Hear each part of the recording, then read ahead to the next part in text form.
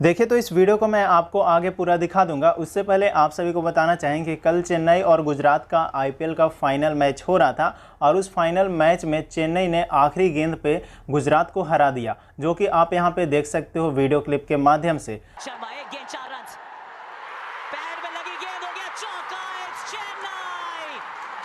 दोस्तों जैसे ही चेन्नई ने जीता, चेन्नई के टीम और चेन्नई के फैंस ने जीत की खुशी में पवन सिंह के गाने पे जम करके डांस किए, जो कि आपने आगे का वीडियो क्लिप में देखा था।